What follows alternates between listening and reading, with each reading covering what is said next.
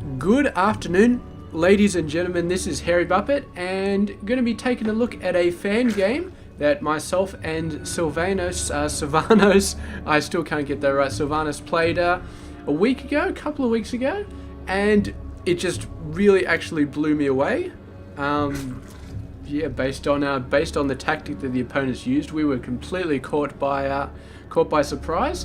And this is in another series of games that I played with Sylvanos. I'm probably not going to be casting all of them, but this particular game was very, very interesting. So here it is. This is Sylvanos over here on the right-hand side, and this is me. I believe I was going to go for like a fast expansion in this game or something like that. Needless to say, by the video duration, that it didn't really help me get into the end game. And on the other side of the map, we do have our teal Terran player, TGIH1, however you say that, and our purple Protoss player, Lurtrax. And they do have a very, very interesting strategy cooked up for this game. So yes, I've decided that I'm definitely only going to be uploading 2 videos a day. There's going to be Daily Masters, there's going to be one of them. And the other one is going to be mainly tournament plays, but they will be other things as well. They can be fan games, they can be arcade games, ladder games, any sort of that sort of stuff. If I really, really get busy, then I may not upload anything at all in place of those games, but I will definitely have Daily Masters up every day, because of course they're Daily Masters. So, but yeah, for the vast majority of the time, it is going to be 2 games a day. It'll be Daily Masters, and it'll be something else. And if I'm in the middle of the tournament, 99% chance that it'll be one of those. So we'll have to see, though. We'll have to see, because I'm still not 100% certain how the tournament schedules go. Excuse me. What with the WCS and all that, if there may be some sort of big period like December to March or something like that, where there's no huge tournaments going on. I don't think it's likely. Supply capped. This is me all over the place playing ladder games. I think I'm going to do something awesome. I think I've got it really, really sorted, and then I just get dragged back to earth with the good old supply being supply capped. So not fun at all. But yeah, in this game we can see both barracks coming out with reactors, and we do have another barracks coming over here. So the one, I assume this is going to be the one, it's just misspelt quite abysmally. He's just going for a whole bunch of Marines at this point, just pumping out the Marines on and on and on. So we're going to leave him to do that for now.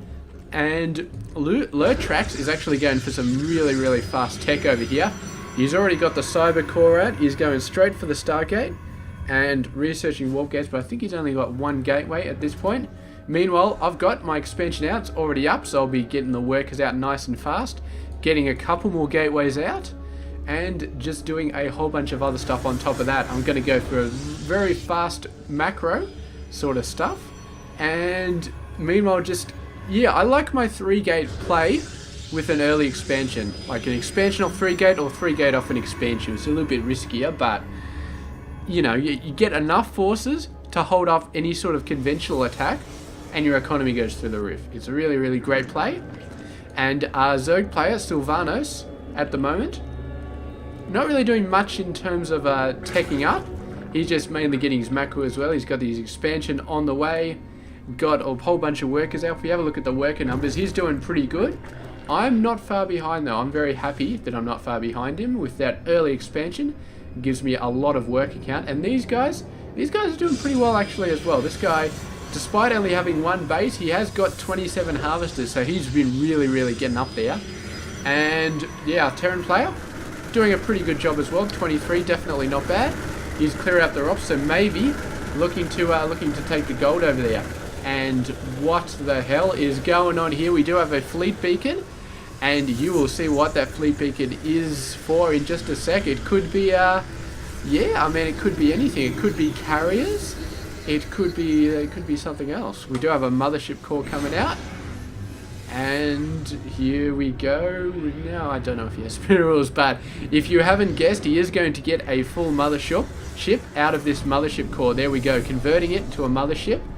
And meanwhile, our other player, the one, has got a fairly large amount of Marines.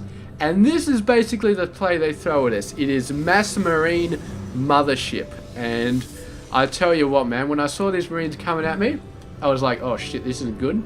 And when I saw the Nexus and all the Marines suddenly disappeared, I'm just like, you know what? Fuck this, I'm out of here. Good game, guys, good game. You've utterly beaten me.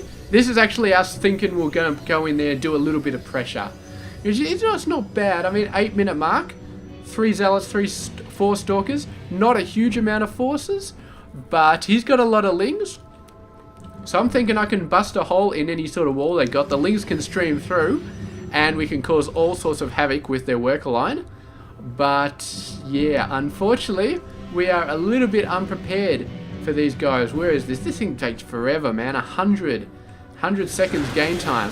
So there we go. Going to pop the wall off there. The ton of Marines though, and the Lings are just getting absolutely shredded. So I'm like, holy shit, let's get out of there. They've got a ton of stuff.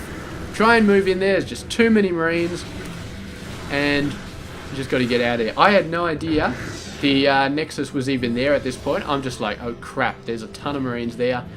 And yeah, this is the signal to build a ton of stuff. I was actually going for Void Rays, funnily enough. I'd been wanting to go for Void Rays for like 3 or 4 games at this point. But yes, could not go for Void Rays. I decided to go for some Colossus instead. But mainly just going to be warping in a ton of Stalkers without legs. The Zealots are going to be pretty abysmal, so just going to get a ton of Stalkers out. Try and get an early rover facility. I actually had 2 Stargates, which is very, very not good at this point. But look at this massive army right here. So I don't know if we can actually hold this off. There's a small chance, but we're probably going to lose quite a lot of buildings trying to hold this off. And I'm thinking at this point, we're pretty screwed with all these Marines coming in here. So trying to get some units out as fast as I can. But it's pretty much over at this point. And then, of course, the Nexus comes in. And all of these units getting cloaked. So we can see suddenly all these Marines just disappeared. And yeah, not good at all. Suddenly, everything is just getting destroyed. And that is the GG for us in this game. The Nexus, I keep saying there's a Nexus. The Mothership doing a great job cloaking those guys. Detection is not even nearly here. I don't think he has. I don't think Sylvanos has any overseers. No, he does not. He's getting banelings, but no overseers. And I just gave up at this point. I'm not even going to try and build an observer out of the robotics facility. It's just too much. So there we go. Wonderful, wonderful game, at least from their point of view there. And look at the range. Oh, it's not huge, but it's pretty decent. Pretty decent. And yeah, those guys did a great job. So there we go. That is the early Mothership Marine build in a 2v2 scenario. And we got absolutely owned by it. So actually, it's quite a funny thing. If it wasn't for those Marines, a few Void Rays may have been able to actually do quite a lot of damage. I probably would have had 4 Void Rays out by now. They could have shredded quite a lot of Stalkers. I don't know if the Mothership can actually attack air, but can't do that much. So I'm feeling like the Void Rays could have helped out quite a lot. Of course, playing with a Zerg player and very early anti-air is very hard to get with a Zerg player. So yeah, very, very hard to do that sort of stuff. But look at the icon for this thing, man. That is pretty freaking groovy. So anyway, moving on. I wonder if, yeah, you can. I don't know. It's going to be hard to see if there are actually crystals, but those rotating things, they are definitely not rotating underneath the Mothership. In fact, we will, where's my thingy-bob? We'll just pull back a little bit and check this out. Yeah, there's rotating things around the top, but down the bottom there are no rotating things. So maybe this is the top. No, there's no crystal either. So this thing actually has no real, doesn't really look like anything to do with the Mothership core, to be honest. I mean, those things are definitely not on the top, they're on the side, so unless he's like bending dimensions or something like that, then that is just, that animation is just so screwed up. But anyway, moving on. Thank you very much for watching this game, And yeah, starting tomorrow, we'll be getting into the semi-finals. I believe the quarterfinals are all up as of yesterday. So the WCS Season 2 final tournament will be cracking on the semi-finals tomorrow. Stay tuned for that. Thank you very much for watching. This is Hairymuppet, and I hope you enjoyed this cast. And yeah, if you are a Terran and you have a Protoss mate or vice versa, give this a go in 2v2 ladder, because I was not prepared for it, and I doubt very much anybody else will be. It's just so awesome. Alright, catch you guys later. This has been Hairymuppet. I hope you enjoyed this game.